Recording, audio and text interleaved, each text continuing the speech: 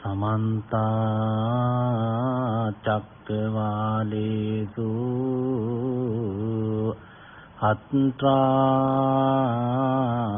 गच्छन्तु देवता सद्धम्मं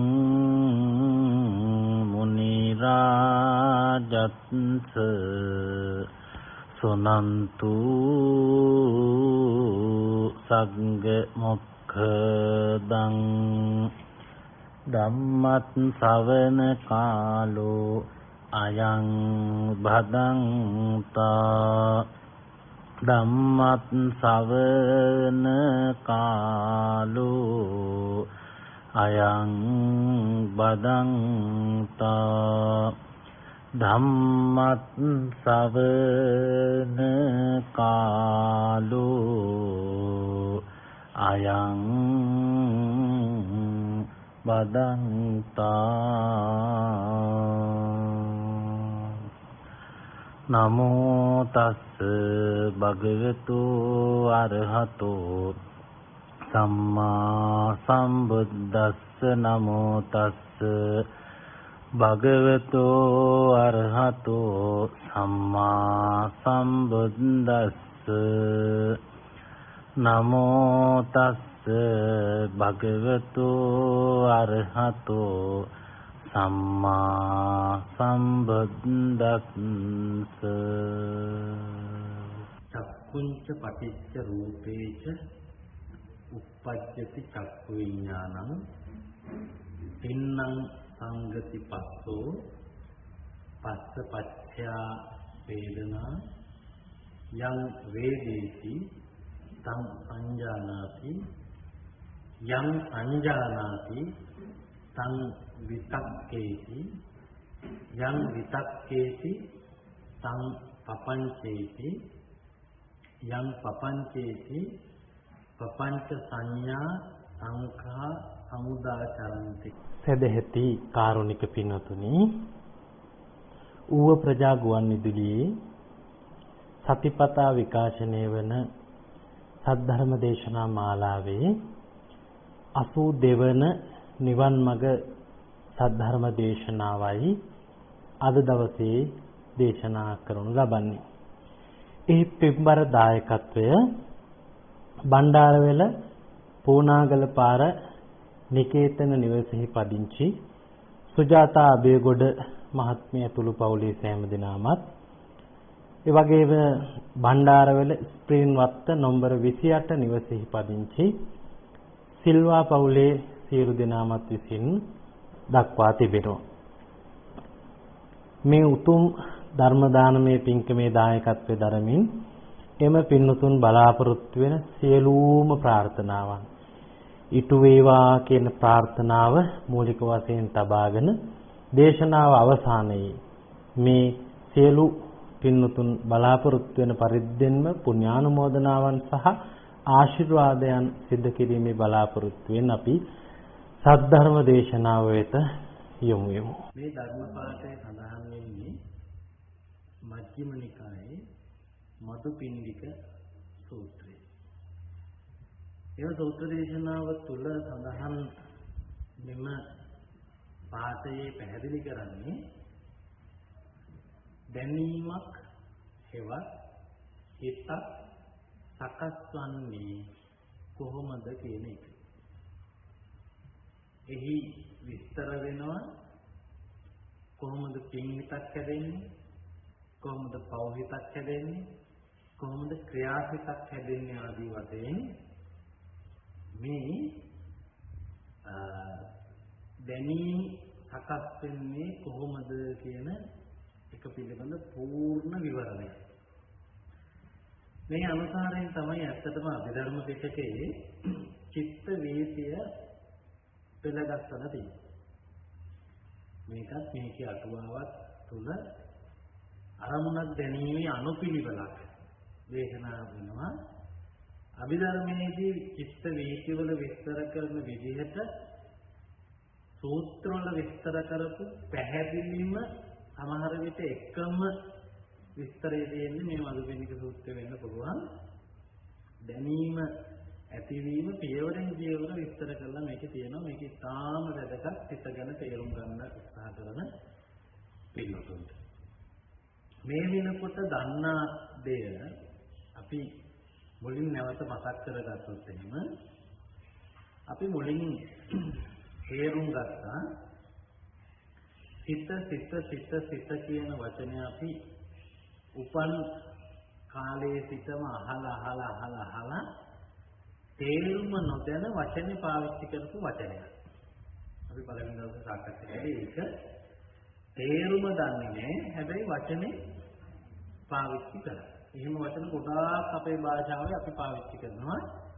ඒ වචනේ අපට තේරිච්ච තේරුමින් පාවිච්චි කරන්නේ. ඒ සඳහා තියෙන නිවැරදි අර්ථකථනය අපි කවදාවත් ආධාරණ නැහැ. නමුත් අපිට කුඩා කල සිටම ඇහිලා ඒ ඇහිච්ච වචනේ අපිත් ඒකට කියන්න ගන්නවනේ. දැන් මේ පුටුව කියන්නේත් අපි එහෙම තමයි. මේක කියන්නේත් අපි එහෙම ක්‍රමයකට තමයි. ඔය වගේ ඇඟ කියමින් හිටියෙත් අපි එහෙම භාවිතයක් ක්‍රමවේදයකට තමයි. ඒ කියන්නේ අපි වචනේ දන්නවා වචනෙන් නියෝජනය වෙන අන්තර්ගතයේ වචනෙන් කියන්න උත්සාහ කරන කාරණාව දැන හිටින්නේ. මේ කායනුපස්සනාව කලාමපක් තමයි දැක්කේ මේ කැලේ 32ට තමයි කය කියන්නේ. එතකොට මේ කැලේ 32 මෙන්න මෙහෙම තමයි හැදිලා තියෙන්නේ මෙහෙම තමයි වෙමින් පවතින්නේ කියලා අපි යමක් ඒ පිළිබඳව ඉගෙනගත්තේ පවා නැවත හෙව්වට පස්සේ අපි ඒකට කියව විදර්ශනා භාවනාව කියලා. කය පිළිබඳ විදර්ශනා භාවනාව. ඒ වගේ හිත ගැන අපි වචනේ පාවිච්චි කළා. ඒ වචනේ යොදන්නේ මොන සිද්ධියටද මොන අවස්ථාවටද කියන එක අපි හරියට හඳුනාගෙන තිබුණේ නැහැ. අපි දන්නා අනිකුත් තොරතුරු පාවිච්චි කරලා අපි මේ සඳහා නිවැරදි නිර්වචනයක් සකස් කරගත්තා. මරුණම හිත නැහැ කියනු. නින්දේදී සහ සිහි නැති වුණාම හිත අක්‍රිය වෙනවා වැඩ කරන්නේ නැහැ කියනු. ජීවත් වෙන අවස්ථාවේ කියන එකට තමයි හිත කියන්නේ කියලා කියනවා. ඒ හිතේ තමයි ලෝභ, ද්වේෂ, මෝහ, මද, මාන, ඊර්ෂ්‍යා ආදී සිද්ධ වෙන්නේ කියලා කියනවා. මේ වගේ තොරතුරු ඔබ හිත ගැන නිතර භාවිත කරන දේවල්. අපි හෙව්ව මේ ඔක්කොටම හරියන සිද්ධිය මොකක්ද? මේ ඔක්කොටම හරියන ක්‍රියාකාරීත්වය මොකක්ද? මේ ඔක්කොම තැන් වලට ගැළපෙන භාවිතයේ තියෙන්නේ නැත්නම් යෙදුම තියෙන්නේ කොතනද කියලා අපි හිතුවා.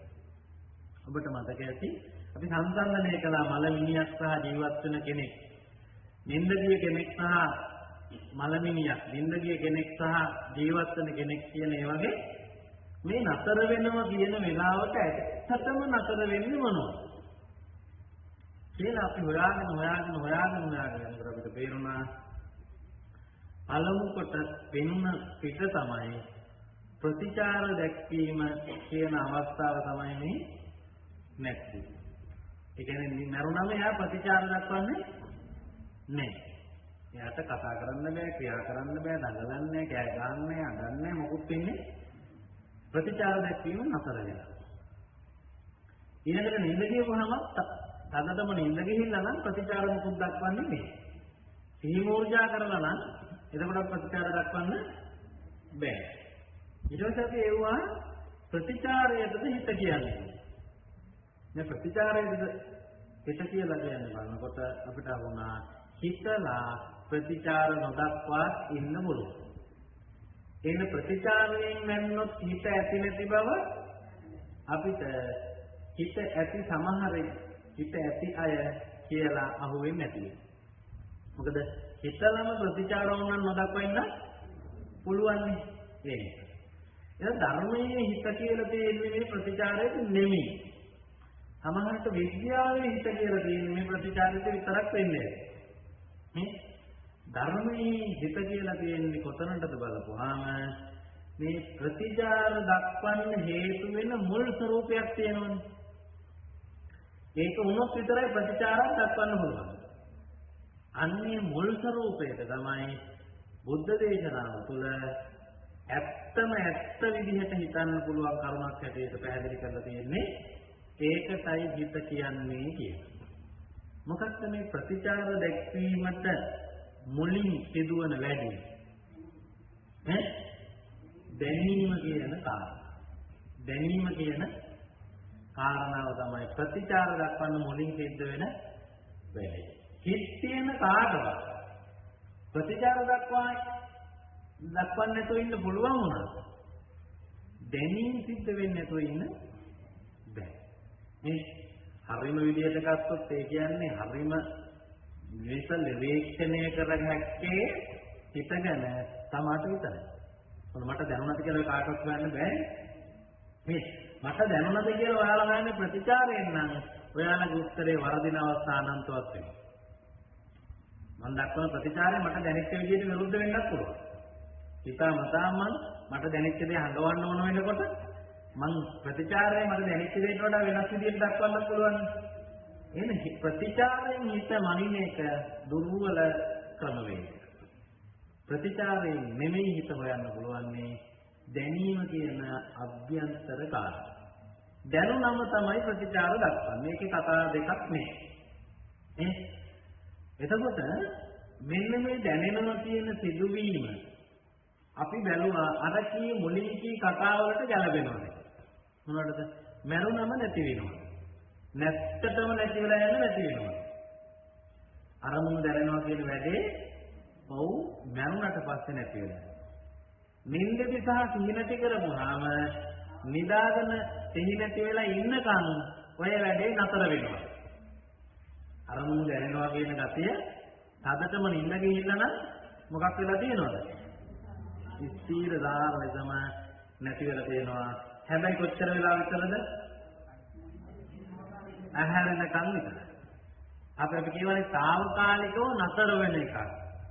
ඒ කියන්නේ ඇහැරුණාම ආය පටන් ගන්න එකක් තමයි හිත කියලා කියන්නේ. සිහි නැති වෙලා තියෙද්දි නතර වෙලා තියෙන එකක්.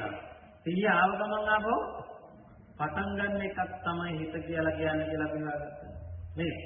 එහෙම බලපුවාම හරියටම අපිට තේරෙනවා මෙන්න මේ දැනීම කියන එකත් එහෙම එකක්.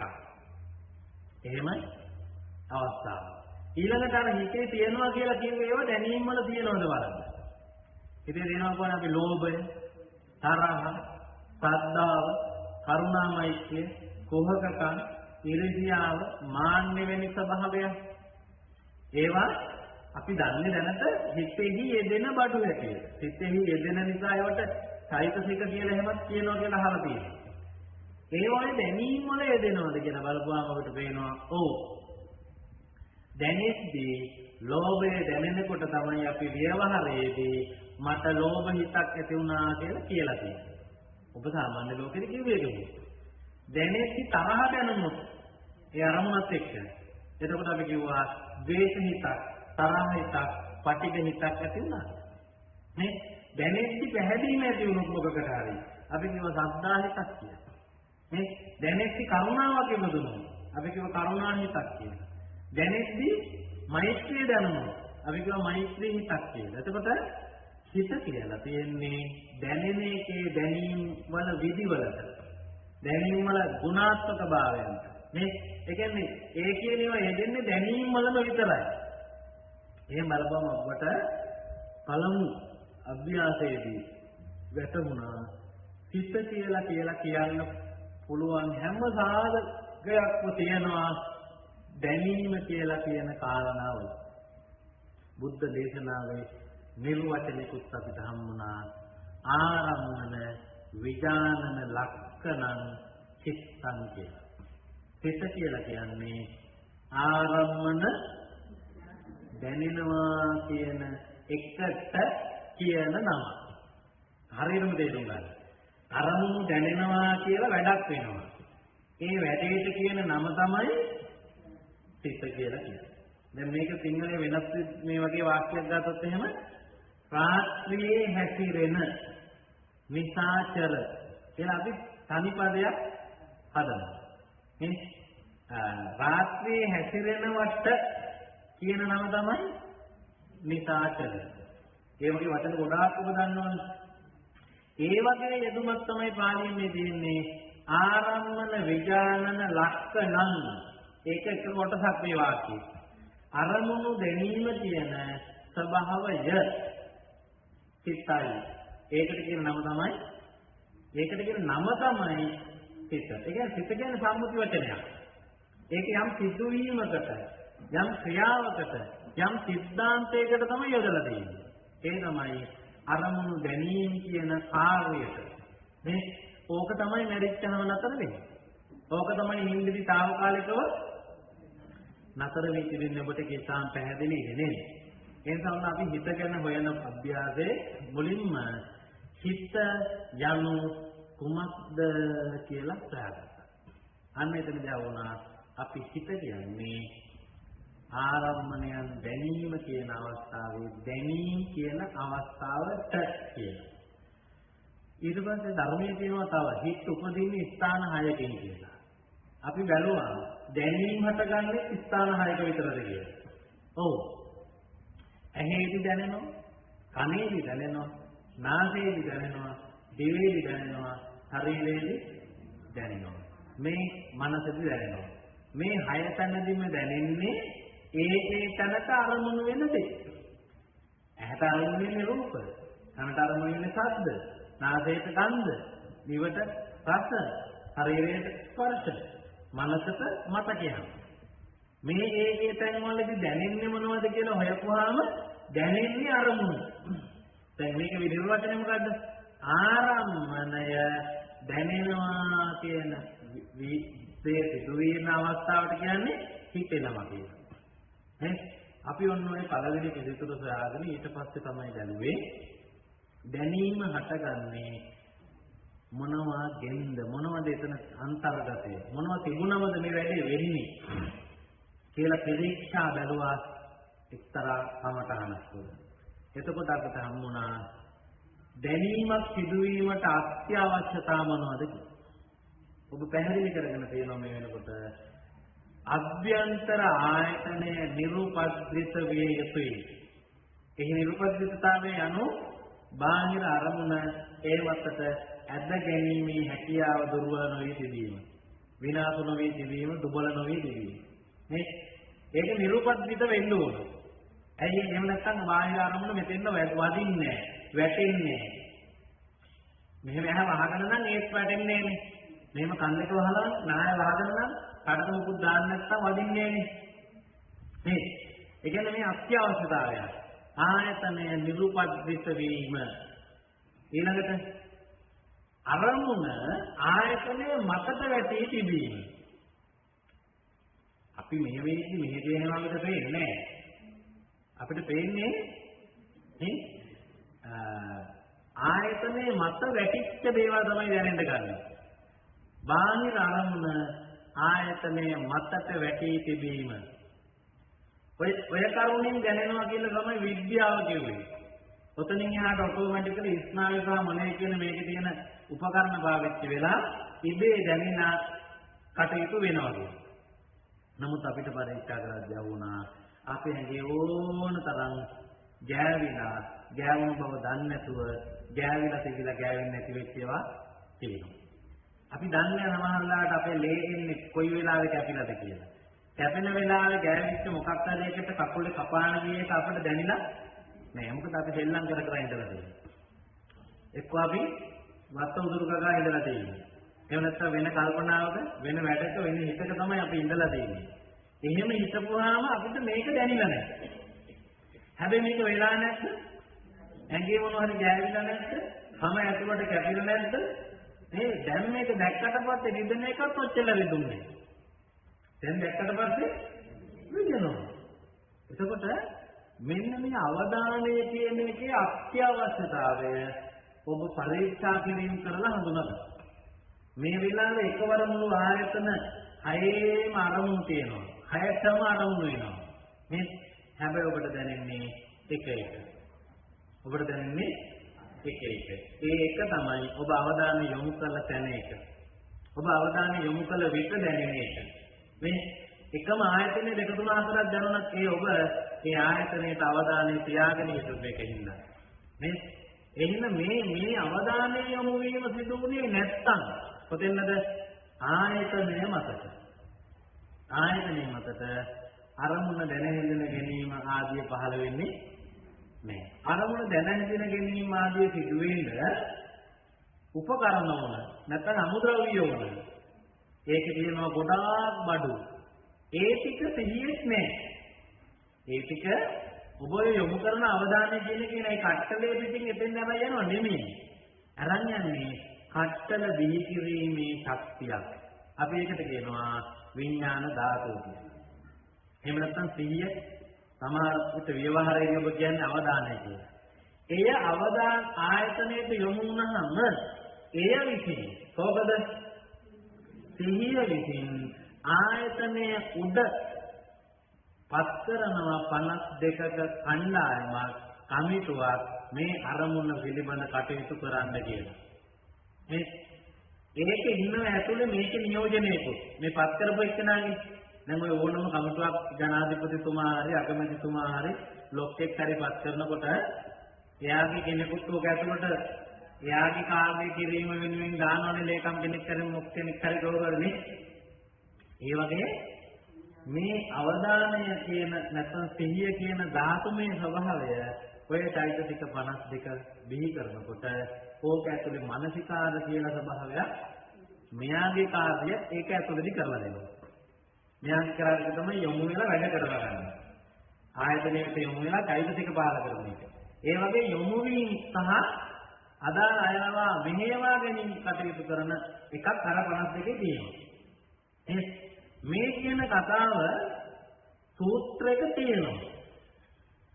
චක්කුං අපරිබින්නම් හෝති. ඇහැ නිරුපද්දිත වේ යුතුයි. බාහිරාච රූපා ආපාතං ගච්ඡanti. බාහිර ආරම්මණය පැමිණ පතිත විය යුතුයි. තජ්ජෝව ඒ කියන්නේ සිහිය සජ්ජෝව සමන්නාහාරෝ හෝති. ආයතනේ පැත්තට අවධානය යොමු විය යුතුයි. චක්කු විඥානං උප්පජ්ජති. ඊට පස්සේ චක්කු විඥානය උපදිනවා. එතනින් යාට තේනවා පින්නම් සංගතිපත්තෝ පත්තපච්චා වේදනා වේදනාපච්චා තණ්හා ඕම් කියන විස්තරේ තියෙනවා. මම හිතන්නේ මහා හත්තිපදෝම සූත්‍රයේ මේක තියෙන්නේ. එහෙම නැත්නම් චුල්ලහත්තිපදෝම සූත්‍රය. මහා හත්තිපදෝම සූත්‍රයේදී බලන්න ඕන. මේ එතකොට මෙන්න මේ කාරණා කීපය එකතු වුණාම මොනවද? ඇහැයි අරමුණයි සිහිය විසින් උපද්දපු විඥානය. සිහිය අරමුණ දැනෙන්න උදව් වෙන්නේ නැහැ. ඔය සිහියට ඔබ කියන කවනමක් තමයි භවාංගහිත. භවාංගහිත කරන්නේ ආයතනය ළඟට ගිහින් ආයතනය ඕපන් කරලා එන එක වගේ එකක්. නේ ආයතනය ළඟට ගිහිල්ලා ආයතනය මත විඥානය පහළ වෙන්න ඒක ක්‍රියා දොර විවර කරලා එනවා වගේ එකක් තමයි කරන්නේ. දැන් එහෙම ජීවිත වේදී වල තියෙන්නේ. භවාංග චලන, භවාංග උපච්ඡේද, පංචද්වාර වර්ජන, ඊට පස්සේ කියන චක්කු විඥාන කියලා මෙහෙම කියන්නේ. එතකොට මෙයා ගිහිල්ලා උපද්දවල එනවා ඊළඟ එකට ගිහිල්ලා ආය උපද්දවන්න. ඒකටම අරන්නේ වැඩ. එන්න මේ භවාංග හිත කොයි වෙලාවකවත් එහෙම නැත්නම් ධාතුමය විඥාන බිහි වෙන්න උදව් වෙන මූලික ධාතුව ශක්තිය කොයි වෙලාවකවත් අරමුණු දැනෙන්න උදව් කරන්නේ. එයා කරන්නේ ගෲප් එක හදලා දෙන එක, කණ්ඩායම බිහි කරලා දෙන එක විතරයි. වැඩේට උදව් වෙන කණ්ඩායම් තුනයි තියෙන්නේ. එකක් අභ්‍යන්තර ආයතනය, එකක් බාහිර ආරම්මණය, අනිත් එක මේ চৈতසික 52. চৈতසික ගැන අභිධර්ම විස්තර කරනකොට කියනවා ඒක උපාද, ඒක නිරෝධංච, ඒකා ලම්බන, ඒක වස්තුකා. එහෙම චේතේ යුක්තා විපඤ්ඤාස ඒතා චේතසිකා මතා කිය. මම මේක මේ ගාථාවේ දිනව විසන්දිත් කරලා කියන්නේ. ඒකේ එක කියන එක එකපාරයි තියෙන්නේ ඔක්කොම හතරට මේක යන්න ඕන. මේ විඥානයයි চৈতසිකයි කියන දෙක. බිහිවීම එක තමයි වෙන්නේ. ඒ කියන්නේ දෙක දෙකකුත් නෙමෙයි. විඥාන කියන්නේ මේ කාර්ය කරන අර්ථයෙන් මේ 52ටම දාපු නම විඥානාතේච විඥාන. අරමුණ දැනගැනීමේ කාර්ය සිදු කරන නිසා මේ සමස්තයට කියන නම තමයි විඥානය. එහි අන්තර්ගතය තමයි চৈতසික සමුදාය 52. නේ? ඕක එක ආයතනයක් උඩ එක අරමුණක් අරමුණු කරගෙන එකට ඉපදිලා එකවර අතුරු දහන් වෙනවා කියලා තමයි මේක කියන්නේ. චෛතසික 52ම එකට ඉපදලා වෙන වෙනම වැඩ කරලා එකට තමයි අතුරුදහන් වෙන්නේ. එතකොට ඔන්න ඔය කාරණාව අපි ඉගෙන ගත්තා. දැනීමක් වෙනවා කියන්නේ කොහොම තුනක් එකතු වෙනවා කියන එක. කොයි තුනද? අභ්‍යන්තර ආයතනෙකුයි බාහිර අරමුණකුයි විඥානය. ඔක හරියටම කියන ක්‍රමය තමයි අභ්‍යන්තර ආයතනයයි ඒ මැත්ත වැටිච්ච බාහිර ආරම්මණයයි සිහිය විසින් ඇති කරලා දීපු උපද්දවල දීපු විඥානය. එහෙම කිව්වම මේක කොයි කාලෙවත් පරදින්නේ නැහැ නේ අපෝ. මේ ඔබ කෙනෙක්ට කියලා දුන්නොත් මේ හරි විදිහට කියලා දුන්නම ඒක හරියටම ඊළඟ කෙනාටත් යනවා. කෑලි අහුල ගන්න එපා. මේක කියනකොට උත්තර දෙනකොට ඉගෙන ගන්නකොට භාග අහුල ගන්න එපා. මොකද ඔබෙන් ඊළඟට යන්නේ ඕකෙනුත් භාගය. එතකොට එහෙම ලියපුවාම මේක සවුත් වෙනවා. එක්ක කියන්න පුළුවන්. ඒක බොහොම පින්වන්ත වැඩක්. දන්නේ නැත්නම් හරියටම කියාගන්න බැරි නම් ඒක දීයෝ වේවා ස්වාමීන් වහන්සේ නමක් හෝ වේවා කමක් නැහැ. පින් සිද්දේ කියන්න පුළුවන්. පුළුවන් කවුරුහරි කියයි. මේ ඔයාලත් ඒක කියන්න ඕන කියලා හිතලා භාගයට නොතේරි අවුලගත්ත කරුණු ටිකක් අවුලගත්ත ප්‍රමාණය මේ වගේ එකක් කියන්නේ නෙවෙයි. ඒක ලොකු ධර්ම විකෘතියක් වෙයි. ඒ ධර්මයේ කරන ලොකු හානියක් මේ හරි. අපි ඔන්න ඔය දැනීම් හටගන්නේ මොන වගේන්ද කියලා බලමින් ඔය කරුණු තුන එකතු වුණාම තමයි කියලා මුලින් ඉගෙන ගන්න. ඊළඟට අපි හොයන යනකොට මේකේ තව අලුත් කරුණක් ඔබට මතුවෙනවා. මොකක්ද? මේ නම් අපි කීවට මේ නම් වල අන්තර්ගතයක් තියෙනවා. ඇත්තටම තියෙන දෙයක් තියෙනවා. ඒ වගේම මේ ඇත්තටම තියෙන යම් දේවල් වලට කනවාගත් නාම මේ කිව්ව ඉගෙන ගැනීමේ තියෙනවා. අපි හොයලා බලනකොට සුද්ධාස්තකයක් තමයි කියන්නේ අපි ඇහැ කියන වචන යොදලා කියන තැන. ඕජෝ ගුණයට අරමුණු අද ගැනීමේ බලය තියෙන වර්ණයද ඇති, ගන්ධයද ඇති, රසයද ඇති, පඨවි ආපෝ තේජෝ වායෝ අංශු යම් ප්‍රමාණයේ බැගින් එකතු වෙච්ච එකතුවක් තමයි ඇස කියන නම යොදලා ඔබ මෙතෙක් කල හඳුනාගන්න. ඇස කියලා කියන්නේ එතකොට අටකට මේ සතර මහා ධාතු හතර වෙලා ඉතින් ඒ වෙලාවේ හදලා තියෙන ලක්ෂණ හතරක් කියන අට. බාහිර පැත්තෙන් මෙතෙන් සම්බන්ධ වුණ අරමුණ කියන එක විශ්ලේෂණය කරපුවාම අපට පේනවා ඒකේ තියෙන්නේ පඨවි ආපෝ තේජෝ වායෝ වර්ණ ගන්ධ රස ඕජා කියන අට. මේ එතකොට ආයතන 12ෙම මේක මෙන්නමයි.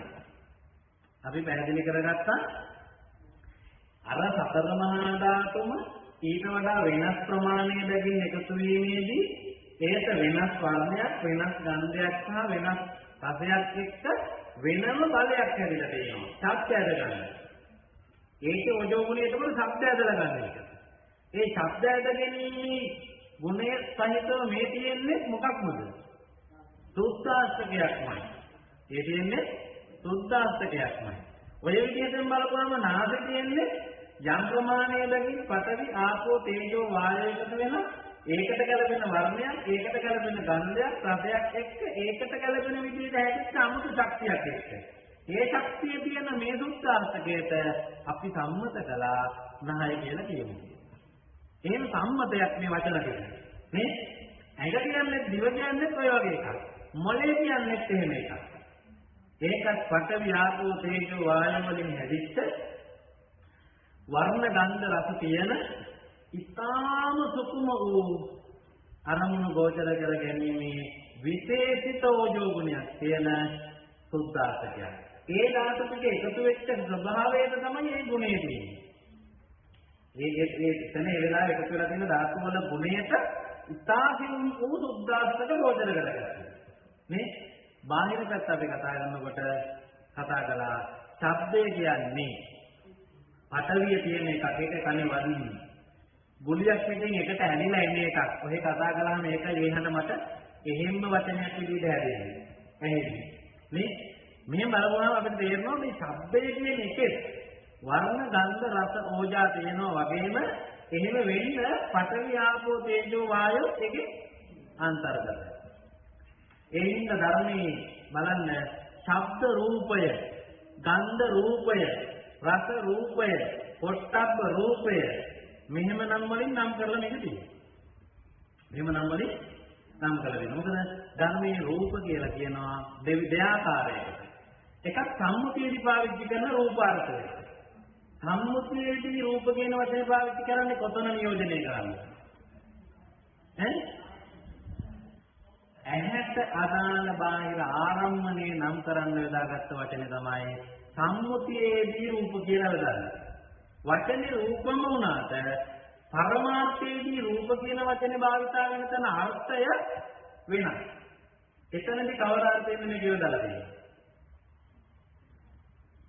රුප්පණය වීම සිදුවන රුප්පණේ ප්‍රතිඵලය තමයි ලොජ්ජති පලොජ්ජති බව. අනිත්‍යතාවය. අන්න එහෙම බවට පත් වෙන සියලු සුද්ධාස්තක වල රුප්පණ ලක්ෂණය කරන කොටගෙන කියන නම තමයි රූප ධර්ම. රුප්පතිතිකෝ භික්ඛවේ රූපන්ති උච්චති කියලා සඳහන් වෙනවා. රුප්පණේ කියන්නේ මොකේද? මේ ධාතු වෙනස් වෙනවා. ධාතු එකට පනිනවට. එසේ වෙමින් එකම විදියට නොතියෙන එක. මේකේ තියෙන කැඩෙන බිඳෙන විනාශ වෙන ගතිය. අන්න එවැනි අනිත්‍යතාවයන් තියෙන මේ සුද්ධාස්තක වලට ඔය සියලු ලක්ෂණ හේතු කරගෙන කියන වචනය තමයි අභිධර්මයේදී නැත්නම් ගැඹුරු ධර්මයේදී එහෙම කියන්නේ නැදෝ කිව්වොත් සත්‍යතාවය කතා කරන පරමාර්ථ ධර්මයේ කියනවා රූප ධර්ම කියලා. මේ 12ටම කියලා තියෙනවා. මේ 12ටම කියනවා ඒ 12ෙම රූප ධර්ම තියෙනවා. ධර්මාරම්මන වලත් සියුම් රූප ධර්ම තියෙනවා. දැන් රූප ගැන විස්තර කරන සමහර තැන්වල තියෙනවා අජ්ජත්තික රූප, බාහිර රූප, සුකුම රූප, රළු රූප මෙහෙම විස්තර දෙන මේ ආයතන හයේ තියෙන බාහිර අරමුණු හයේ තියෙන රූපවල හැම වර්ගයේම අහුවෙන්න තමයි ওই වචන සෙට් එක පැතිලා තියෙන්නේ. එතකොට ධර්මාරම්මන වල ඒ කියන්නේ මනස තියෙන අරමුණේනේ හීනේදී ඔබ දකින්නේ මෙවැනි එකක් නේ. ඒක තියනවද නැද්ද වර්ණ? තියෙනවා. ගන්ධ තියෙනවා. හීනේදී තේරෙනවා අපිට. හීනයක් හැබැයි මොකුත් නහයට නැහැ. මනසට තේරෙනවා. නේ? ඒ හින්දා සියුම් වූ වර්ණ, ගන්ධ, රස, ඕජා කියන ටිකක් තමයි මේ මනස දෙලදෙස් ගෝචර වෙන්නේ. මම ඉස්සෙල්ලා කිව්වා හොඳ කතාවක් ඔයාලට. මේ ආයතන හයේම තියෙන්නේ සුද්ධාස්තක ගෝචර කරගැනීමේ ඕජෝ බලය. ඒ ආයතනයේ එකතු වෙලා තියෙන ධාතු වල ප්‍රමාණයට අනුව කොයි ප්‍රමාණයට රළු, කොයි ප්‍රමාණයට ඝන, කොයි ප්‍රමාණයෙන් යුක්ත සංඛ්‍යාතයකින් සංකරණයකින් යුක්ත ප්‍රමාණයක්ද ගෝචර කරගැනීමේ කියන බලය තමයි වෙනස් වෙලා තියෙන්නේ. හරියට කාණ්ඩ කෑලි කොටක් තියෙනවා. සමහර කාණ්ඩ කෑලි වලට කෑල්ල දුටි ලොකු යකඩයක් වුණත් අල්ලගෙන ඉන්නවා. සමහර එකට ඒ කාණ්ඩම් තමයි හැබැයි තුට්ටි වැලි ටිකක් විතරයි අල්ලගන්න පුළුවන්. සමහර එකට ඇණයක් දෙකක් අල්ලගන්න පුළුවන්. මේ මෙන්න මෙහෙම මේ කාණ්ඩම් වලටම තියෙනවා විවිධ බල යකඩ සම්බන්ධය. කාණ්ඩම් වලටම තියෙනවා විවිධ හැකියාවන්. යකඩ සම්බන්ධයෙන් ඒ හැකියාව ආවේ කාණ්ඩමේ අන්තර්ගතය අනුව. ඒ වගේ ඇහැට පුළුවන් මේ සුද්ධාස්තකයක් ගන්න එක බොහොම රළු එකක් ගන්නවා. කයට පුළුවන් ඉතාම රළු එකක් ගන්න. නේ? ඔය වගේ කන ගන්නේ සුද්ධාස්තකයක්. මේ සෝත ප්‍රසාදයට පුළුවන් සුද්ධාස්තකයක් ගන්න. හැබැයි අර ඇහැට ගත්තට වඩා සියුම් එකක් මෙයාට ගත්තා.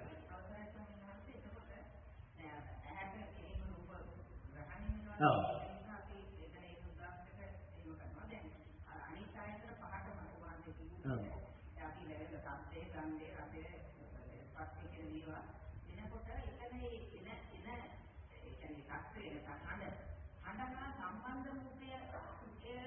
නෑ. අපි හිතමු හඬ කුරුල්ලෙක් කියලා. එහෙම නෙමෙයි. හඬ කියන්නේ සුද්ධාස්තකයක්. ඔව් ඒක බලන්න. හඬේ තියෙනවා වදින්න පුළුවන් ගතිය. වදින්න පුළුවන් ගතිය කණේ වැටෙනවනේ ඇහෙන්නේ. වදින්න පුළුවන් ගතියට මොකද කියන්නේ? පටලි කියනවා. එතකොට යම් තැනකින් නිකුත් කරපු එකක් ඒ ගොලිය පිටින්ම ඇවිල්ලා කණේ වැදිලා තියෙනවා. ඒ කියන්නේ මේක ආපෝ ධාතුවක් තියෙනවා. මොකද මන් නිකුත් කරපු හඬ එකක් විදිහට ඇවිත් තියෙනවානේ. මේ විදිහට ගත්තම දැන් නාසයට ගෝචරයි ගන්ධය. ගන්ධයේ තිබිය හැක්කේ පඨවි ආපෝ තේජෝ වායෝ තියෙන එක. එහෙම එක ගන්ධය විතරක් තියෙන්නේ තව ඒවා තියෙනවා. උදාහරණයක් මුලත් කොළයක්. මුලත් කොළේ ගන්ධයක් තියෙනවා. ගන්ධය විතරක් තියෙන්නේ නෑ. වර්ණයක් තියෙනවා, ගන්ධයක් තියෙනවා, රසයක් තියෙනවා, ඕජාවක් තියෙනවා. පඨවිත් තියෙනවා, ආපෝත් තියෙනවා, තේජොත් තියෙනවා, වායොත් තියෙනවා. ඕක නහයත් එක්ක කතා කරලා කියන්නේ ගන්ධයක් තියෙනවා. දිවත් එක්ක කතා කරලා කියන්නේ රසයක් තියෙනවා. ඇඟත් එක්ක කතා කරලා කියන්නේ ස්පර්ශයක් තියෙනවා. නේ? ඇහත් එක්ක කතා කරලා කියන්නේ රූපයක් තියෙනවා. නේ? මේ ඔක්කොම සුද්ධාංශ. ඒ කියන්නේ සතර මහා ධාතු. ප්‍රමාණ වෙනස් වෙනවා නම් වෙනස්ව දාලා. ඒ කවුද දැන්නේ? ඒක දැන්නේ සම්මුතියයි. මේ මම ඔබට නිතරම කියන කරුණක් තමයි භාෂාව විසින් කලේ හැම වෙලාවෙම සිදුවන යථාර්ථයක් සංගවමින් ඒකට වෙනස් වචනයක් ආදේශ කරපේ. මේ හැමදැනම තියෙන සුද්ධාස්තක හැබැයි අපිට සුද්ධාස්තක කියන වචනේ කවදාවත් මතක් වෙන්නේ නැති වෙන්න හැම එකකටම වෙන නම් දැම්මා. වෙන නම් පළවගෙන ඉන්නේ. ඒ වගේ කරලා තියෙනවා. නේ? ඔය වගේක් මම ඊ කායනපස්සනාව කරද්දී අපි ඔබට කියලා දුන්නේ අනිත්‍යතාවය කියන වචනේ තේරෙන්නේ නැති වෙන්න හැම අනිත්‍යතාවයකම අලුත් වචනයක් ගන්නවා.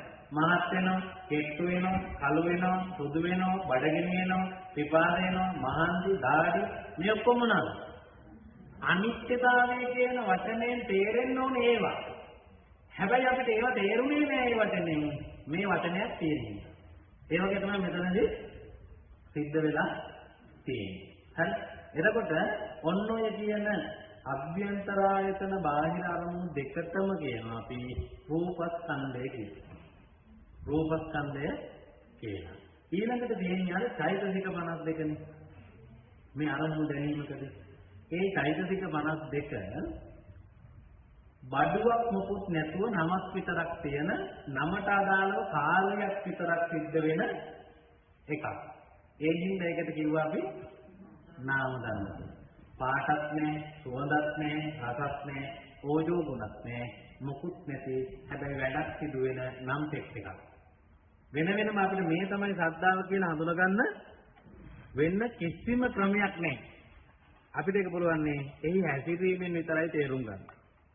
එහි හැසිරීමෙන් විතරයි තේරුම් ගන්න පුළුවන්. කැමැති ස්වභාවය මේ පැහැදීම් ස්වභාවය ඇති වෙලා නම් ඒකට කියනවා ශ්‍රද්ධා කියලා. නමක් විතරයි තියෙන්නේ. වැඩක් තියෙනවා හැබැයි දෙයක් වෙන්නන්න අන්නේම නම් ටිකක් විතරක් තියෙන හින්දා මේකට කිව්ව නමක් අපි නාම ධර්ම කියලා. ඒ අනුව අපි හඳුනාගත්ත පරමාර්ථ වශයෙන් හිතනකොට විදර්ශනාවේ ගැඹුරුම ස්වરૂපයෙන් හිතනකොට දැනීමක් ඇති වෙනවා කියන්නේ මොකක් වෙනවද? රූප ධර්මයි නාම ධර්මයි කියන දෙක එකට එකතු වීමක් වෙනවා. එහෙම වුණොත් ඇහැදී ඇහැ ළඟ දැනීමක් හට ගන්නවා. ඒ තමයි තියෙන්නේ. එහෙම වුණොත් කනේදී කන ළඟ දැනීමක් හද ගන්නවා. ඒකට අපි දාපු නම තමයි ඇහිීම. අපි දාපු නමක්. වෙලා තියෙන්නේ මේ දෙක එකතු කරලා දැනීමක් හටගන්න. ඔය වගේ ආයතන 6ේදීම ඔක තේරුම් ගන්න ඕනේ. ඊළඟට අපි කතා කරන්නේ මේ දැනීම හදන විදිහ. ඕක තමයි අද ඊළඟ කමඨහනට අදාළ ඉගැන්වීම. එතනදී බුදුහාමුදුරුවෝ ඉතාම පැහැදිලිව අපට කියනවා දැනීම හදන කාර්ය සම්පූර්ණයෙන්ම බාර කාටද? විඥාණයට කියලා. ඒකට ඇහැ ඊට පස්සේ මොකුත් කරන්නේ නැහැ. ඇහැට වැඩේ එකයි දෙන්නේ මේ වැඩේදී. බාහිර අරමුණ ආරම්භ දෙන එක විතරයි. බාහිර රූපයට තියෙන එක වැඩයි. ආයතනෙ මත තියෙන වැටෙන එක විතරයි. නේ?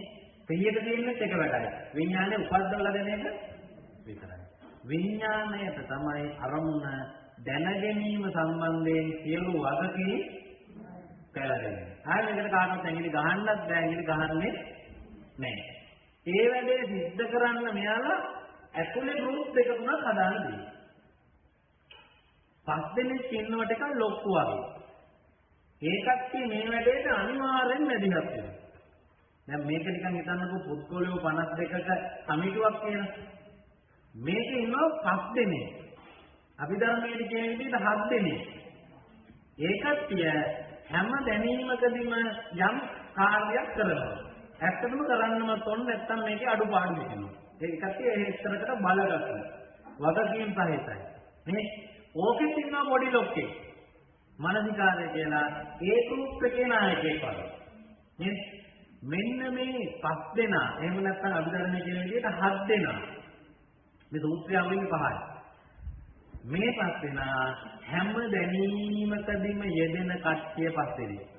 ඒ හින්දා ඒ කට්ටියට අර හැමතරටම පණින කට්ටිය කියලා නමකුත් ඇදලා තියෙනවා. මේ හැම දැනීමකම පොදු චෛතසික 5ක්. එහෙම නැත්නම් 7. මේකට විශේෂ නමක් පාලියෙන් කියනවා. හැම කියන එකටම පාලියෙන් කියන්නේ සබ්බ කියලා. දැනීමට පාලියෙන් කියන්නේ චිත්ත කියලා. පොදුයි කියන පාලියෙන් කියන්නේ සාධාරණ කියලා. මේ හැම දැනීමකටම වැඩ කරන ඒ කට්ටියට පාලියෙන් කියන නම තමයි සබ්බ චිත්ත සාධාරණයි. මේවා 7ක් තියෙනවා. සූත්‍රවල අහුවෙන්නේ වචන 5යි. පස්ස වේදනා සංඥා චේතනා මනසිකාර. තව දෙකක් අභිධර්මයේ කියනවා ජීවිතේන්ද්‍රය සහ ඒකාග්‍රතාව කියලා. මේ පහට තමයි වෙනම වැඩ දාලා තියෙන්නේ මදුපිණ්ඩික සූත්‍රයේ. එහෙනම් අර දෙක වෙනත් උවමනාවක් නිසා වෙනත් අර්ථයකින් මෙහි යෙදුනාද එහෙම නැත්නම් වැරදීමක් වෙලාද කියලා අපිට පොඩි මත යටුමක් තියෙනවා අභිධර්මයේ මතය සහ ධර්මයේ මතය. කොහොමද මේක ප්‍රශ්නයක් නෑ මේ සිදුවීමේ අන්තර්ගතය තේරුම් ගන්න. ඔය පහ මතක තියාගන්න නම් වශයෙන් මොනවද? පස්ස වේදනා සංඥා චේතනා මානසිකාර. මේ කවුරුහරි යවුවොත් පහත තියෙන්නේ කයිද මේ සම්පජිත සාධාරණ කියලා 7ක් තියෙනවා කියලාත් අභිධර්මයේ තියෙනවා කියලා කියනවා. 5ක් තියෙනවා කියලා සූත්‍රවල තියෙනවා. ඒ සූත්‍රවල නැහැ මේක සම්පජිත සාධාරණ කියන නමින්. හැබැයි මේ කට්ටිය ටික ඉන්නවා.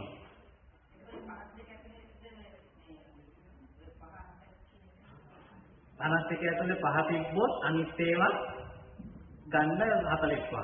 මේ 47ක්. 52 ඇතුලේ මේ 7 ගත්තොත් කෙලින්ම ගන්න 40 මේ 5ක්. එහෙම අරගෙන 52 හදන්න. නේද? හරි. එතකොට මේ ඒක කියන්නේ මේ දෙක මේ සඳහා බලපාන විදිහ ලොකුවට කර්ම වෙනස් වෙන්න බලපාන්නේ. එහෙනම් අභිධර්මයේ තියෙන මතය හරිද වැරදිද කියලා හරි සූත්‍රවල ඇයි මේක නැත්තේ කියලා එක හරි අපිට දැන් හොයන්න බෑ.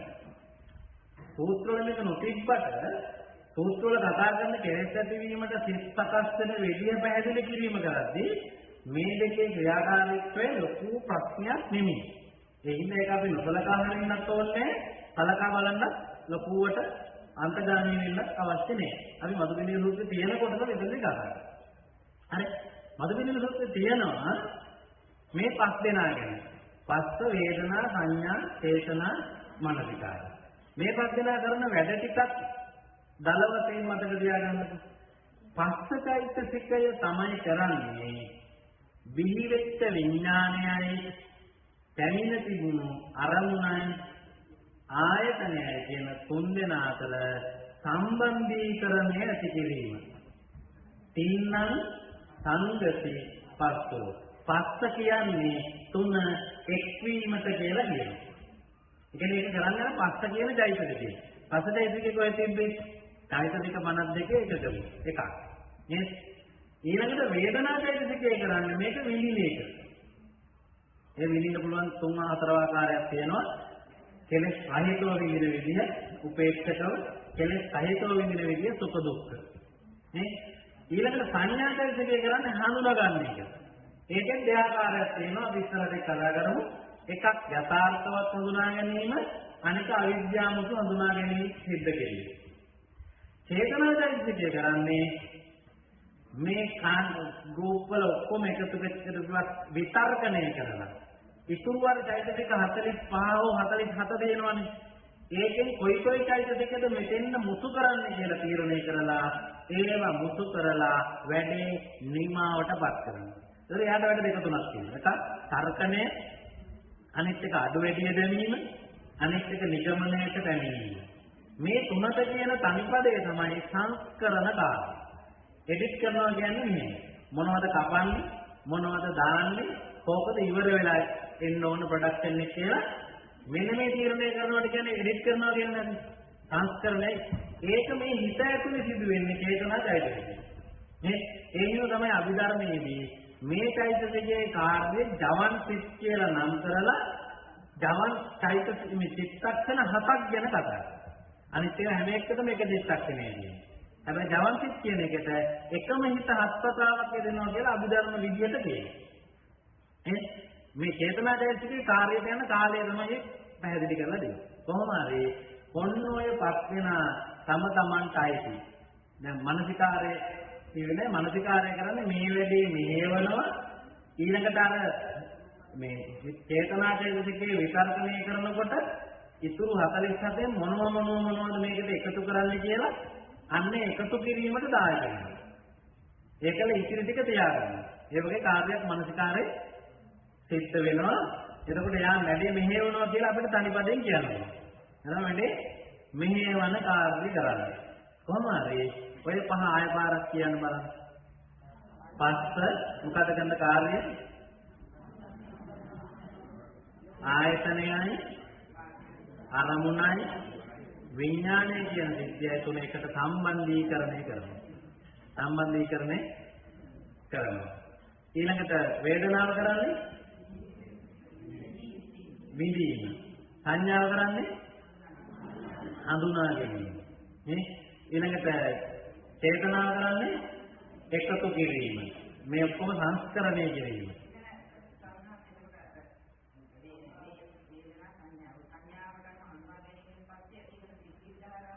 නෑ මං කියලා දෙන්නම්. මානසිකාරය කරන්නේ වැඩේ මෙහෙවන්නේ. දැන් ඔය පහට හෝ ඔය හතට අමතරව තව චෛතසික ගොඩාක් තියෙනවානේ. ඒවා බෙදෙනවා තව කොටස් ප්‍රධානයව දෙකකට. එකක් තමයි මේ දැනීමේ ගුණාත්මක භාවය කෙරෙහි බලපාන චෛතසික. ඒක බෙදෙනවා කොටස් දෙකකට. එකක් මේ හිත කුසල් හිතක්, පින් හිතක්, හොඳ හිතක් කරන්න දායක වෙන චෛතසික. ඒවට එනවා 25ක්. අපි වට කියනවා කුසල සෝබන චෛතසික. ඊළඟට තව තියෙනවා 14ක්. ඒ 14 මේ හිත නරක හිතක්, අකුසල හිතක්, පව් හිතක් බවට පත් කරන දායක වෙනවා. මේ ඒ ටිකට අපි කියනවා අකුසල චෛතසික කියලා. එතකොට මේ දෙකම මම එක ගොඩකට මෙතනදී කතා කරන්නේ. දැනීම් ක්‍රියාවලියේදී එයාලා දායක වෙන්නේ කොහොමද කියන එකට අනුවයි මම මේ බෙදීම කළේ. මේක සමහරට අභිධර්ම කාණ්ඩයේ දෙන්නේ මම මේ කියන්නේ දෙක කොටස් දෙකක් ඇටියට මම මේ කොටස් දෙකකට ගලප තව එකකුත් එකක් ඇටියට. සබ්බචිත්ත සාධාරණ චෛතසිකයි මම තව කිව්වේ නැති අන්තිමේට කියන්නේ මේ චෛතසික දෙකයි අභිධර්මයේ කියන්නේ අන්‍ය සමාන චෛතසික කියලා අභිධර්ම විවරණ සිස්ටම් එක. ඒකෙදි අකුසල චෛතසික වෙනම කාණ්ඩයක්, කුසල චෛතසික වෙනම කාණ්ඩයක්. ඒ බෙදීමේ තරද්දක් නෙයි. ඒක බෙදපු අරමුණු අනුව එහෙම හරියි. මේ ඔබට පැහැදිලි කරන්න මම බෙදන්නේ වෙනත් අරමුණකින්. අරමුණ දැනීම සඳහා මේ අය දායකත්වයේ දක්වන්නේ කොයි විදිහටද කියලා. එතකොට පස් දෙනෙක් නැත්තම් සබ්බචිත්ත සාධාරණ හැම වෙලාවෙම දායක වෙන කට්ටිය. මේ කියන කුසල අකුසල චෛතසික දෙක දැනීමේ ක්වොලිටිය, ගුණය, පින් පව් බව තීරණය කරන්න දායක වෙන කට්ටිය. ඕක ඉවර වෙනකොටම මෙයා අපායටද, දිව්‍ය ලෝකයටද, මනුස්ස ලෝකයටද කියලා තීරණය වෙනවා ඉවරයි. ඊළඟට තියෙනවා තව 6ක්. ඒ කට්ටියට පුළුවන් කුසල අකුසල දෙකේම යෙදෙන්න. ඕනනම් දෙකේම නොයෙදී ඉන්න. යෙදෙන්නත් පුළුවන්, යෙදෙන්නේ නැතුව ඉන්නත් පුළුවන්. කිසිම ભેදයක් නැහැ. කට්ටිය හරි හිතුවක්කාර වගේ කට්ටියක්. මේ ඒ කට්ටියට අපි කියනවා මේ දැනීමේ තීව්‍රතාවය කෙරෙහි බලපාන කට්ටිය. හරියට ඔයාලා උයනකොට මේ නිකන් අර අන්තිමයට දාන්න ටික වගේ. ලොණු ඒක දාපුවම මේ වෙනකොට ඇවිල්ලා තියෙන සමස්ත රසයට අඩු වැඩි වීම වෙනවා. නේ? මේ වෙනකොට ඇවිත් තියෙන සමස්ත රසයේ ගුණ අඩු වැඩි කියලා හැදෙන්නේ. ඒ වගේ එකක්. ඒ ටිකක් තමයි අර ප්‍රචීර්ණක චෛතසික කියලා තියෙන්නේ. ඒ වගේ දායකත්වයෙන් වෙන්නේ මේ හැදිච්ච එකේ ප්‍රමාණ විදු වෙනවා. ඒක තමයි ඇත්තටම බලපාන්නේ දිව්‍ය ලෝක වලින් කොයි දිව්‍ය ලෝකෙද කියලා සිලෙක්ට් වෙන්නේ. අපාය වලින් කොයි අපායද කියලා අපි තේරෙන්න සම්බන්ධ වෙන්නේ මේ කියන চৈতසිකවල සම්බන්ධ වීමේ ප්‍රමාණය. කොච්චරද වැඩුණේ කියන එකට අනුව ඒතර විදි වෙන පව් ප්‍රමාණය, පින්න ප්‍රමාණය, බලගතු භාවය, තීව්‍රතාවය අඩු වැඩි වෙනවා. නේ? හරි. අපි එක උදාහරණයක් කරගෙන මේ සිදුවීම සිදුවෙන විදිය පැහැදිලි කරන එක හොඳට අහගන්න. එහෙම ගමුකෝ. දැන් මේ සූත්‍රය දෙනවා චක්කුංච පටිච්ච රූපේ උප්පජ්ජති චක්කු විඥාන. ඒක ඔබ දන්නවා. ඇහැ මත ප්‍රතිපදිත රූපයයි දෙක මත චක්කු විඥානේ උපදිනවා. ඒ කියන්නේ සිහිය විසින් උපද්දවල දෙනවා. ඊළ පස්සේ තින්නම් සංගති පස්සෝ. මේ තුන එකතු කරන වැඩේ පස්සචෛතසිකය කරනවා. එතනින් මෙහාට මේ කාර්ය බාහිරයි මානසිකාරයට. පස්සයේ තියෙන අරමුණ ඊට පස්සේ වේදනා චෛතසිකයේ වෙත යොමු කරනවා. මානසිකාරයේ දායකත්වයෙන් තමයි මේක වෙන්නේ. මේක තමයි අභිධර්මයේ ඒකාග්‍රතාව කියන කාර්යය කියලා කියන්නේ. මේ ආවම මේ 52 යන්න ඕන දුරක් මේක දිගට ගලා යනවානේ මැදදී මාරු වෙන්නේ නැතුව. එහෙම කියලා ඒ ඒකාග්‍රතාව කියන වචනේ මෙතන පැහැදිලි කරන්නේ. නමුත් සූත්‍රවල ඒකාග්‍රතාව කියන අදහස වෙන එකක් ඉන්න මෙතන පටල ගන්න නැතුව අපි තේරෙන විදිහට ගන්නවා. වේදනා චෛතසිකය කරන්නේ තියෙන දේ විඳින එක. ඒක ඔටෝමැටිකලි වෙන වැඩක්. හිතලා විඳින්න බෑ. තියෙන දේ විඳින්නේ වීමේ සෙන්සර් එකක් වගේ කම්මේක. තියෙන එක දෙවිධයක් වෙන්න පුළුවන්. එක්කෝ ඒක ඉෂ්ඨකාන්ත මනාල ප්‍රිය සුද්ධාසකයක් වෙන්න පුළුවන්. එහෙම වුණොත් වේදනා චෛතසිකය අතින් පළ වෙන්නේ කැමැති මාත්‍රයේ කියන වින්දන මාත්‍රය. මේ ඇවිත් කියන එක අනිත්‍ය අකාන්ත අප්‍රිය අමනාප ටයිප් මේ සුද්ධාසකයක් නම. එතනදී මේ වේදනා චෛතසිකය මෙතින් පළ වෙන්නේ අකමැති මාත්‍රය කියන වින්දන මාත්‍රය. මේ දෙකම නික්ලේශී. මේ වින්දන දෙකම බුදු පතේ බුදු මහරහත් ලොකු කුඩා මිනිස් සත්ත්ව දේව කිසි වෙනසක් නැතුව හැමෝටම ඇති වෙන මුල් ස්වરૂපය. මේ ඇතිවීමේදී තාම මෙයා දන්නේ නැහැ මොකද්ද කියලා. ඇයි? තව පස්සේ තමයි සංඥා දෙන්නේ. තව පස්සේ තමයි හඳුනා ගැනීම දෙන්නේ. තාම දන්නේ පිරිමිද ගැහණුද රත්තරන්ද මුතුද නැණික මොකුත් දන්නේ නැහැ. මේ අවස්ථාවට කියන්නේ අපි උපේක්ෂක වින්දනය. මේ කැමැති වී තිබෙන්නේ කැමැති විය යුක්තට කැමැති විය යුතු ප්‍රමාණයට. ඒක කිසි වරදක් නැහැ. මේ අකමැති වී තිබෙන්නේ අකමැති මාත්‍රය කියන එක තියෙන්නේ. මේ අකමැති වී තිබෙන්නේ අකමැති විය යුක්තට අකමැති විය යුතු මට්ටමට වඩා අඩුත් නැති වැඩිත් නැති ගන්නට. ඒකට කියන්නේ උපේක්ෂාව. මේ තාම හිත පිරිසුදුයි. හිත කිව්වේ මේ සමස්ත ක්‍රියාවලියේ ඒකේ මුල හරිය මේ තාම පිරිසුදුයි. මොකුත් අවුලක් වෙන්නේ. සිත පිළිබඳව ඊ타මත්ම වටිනා දේශනාවක් වශයෙන් නිවන් මඟ අසූ දෙවන සද්ධර්ම දේශනාව සඳහා පින්බර දායකත්වයේ දරන්නට යෙදුනේ බණ්ඩාරවෙල පෝනාගල පාර නිකේතන නිවසේ පදිංචි සුජාතා අබේගොඩ මහත්මිය තුළු පවුලේ සෑම දෙනාමත් බණ්ඩාරවෙල ස්ප්‍රින්වත්ත නම්බර 28 සිල්වා පවුලේ පින්වත් දූ දරුවන් විසිනුත් ඒක රාශී වෙලයි. මේ උතුම් සද්ධර්ම දේශනාවේ පින්බර දායකත්වයේ ලැබමින් විශේෂ වශයෙන් බලාපොරොත්තු වනවා 2008 වර්ෂයේදී අභාව ප්‍රාප්ත වුණු අනුලාද සිල්වා මෞතුමියටත් එච්.එම්. ද සිල්වා ආදරණීය පියතුමන්ටත් ඇතුළු මියගිය යම් තාක් ඥාතීන් වෙතොත් ඒ හැම දිනාට පුණ්‍යානුමෝදනාවන් සිද්ධ කරන්නට ඒ වගේම අනිකුත්දායක පිරිස බලාපොරොත්තු වෙනවා TM. මුදියන්සේ පියතුමාට TM. Appuhami මහත්මයාට TM. Wijitha සුභාෂිනී ආදරණීය සොයුරිය ඇතුළු සසර පින් අවශ්‍ය යම් තාක් ඥාතීන් වෙතොත් ඒ සියලු දෙනාටම මේ පින් ලැබේවා. මේ පින් අනුමෝදන් වෙලා භවගාමී වශයෙන් සෝපත් භාවයටපත් වේවා. ඊ타ම ඉක්මන් ආත්ම භාවයක් තුළදී උතුම් අමා මහ නිවනින් සැනසෙන්නට මේ පින් හේතු වාසනාම වෙත්වා කියලා සාදු කියලා ප්‍රාර්ථනා කරන්නේ. විශේෂයෙන්ම දේශකයන් වහන්සේ ඇතුළු ඌව ප්‍රජා ගුවන්විදුලියේ මේ උතුම් සද්ධර්ම විකාශනය සිදු කරන සියලු පින්වතුන්ට ඒ වගේම නදීෂා, ගංගා, උමා, යෙනුලි, තුෂාන්, තරුෂී කියන දූ පුතුන්ගේ ජීවිතවලට මාලිනී කුමාරිහාමි මහත්මියට, කීර්ති ස්වාමි පුත්‍රයාට, අමිල පුතාට, මිහිවිතා දියණිය ඇතුළු එම පවුල්වල සියලු දෙනාටමත් ලෝකවාසී ලංකාවාසී සියලුම ජනතාවටත් මේ උතුම් පිනේ බලයෙන් නිරෝගී සුව වැඩිවා, සියලු ආරක්ෂාව උදා වේවා, කරන කියන සියලු යහපත් වූ කටයුතු ਸਰව ප්‍රකාරයෙන්ම සමෘද්ධ භාවයටපත් වේවා. අධ්‍යාපන කටයුතු කරන දූ පුතුන්ටත්, රැකිරක්ෂා කටයුතු කරන දෙමව්පියන්ටත් එම කටයුතු ඉතාම හොඳින් සිදු කරන්නට තිසරණේ ආශිර්වාදයෙන් වේවා කියලාත් අපි ප්‍රාර්ථනා කරනවා. විශේෂයෙන් සියලුම දෙවි දේවතාවුනුත් මේ උතුම් පින් අනුමෝදන් කරගනිත්වා.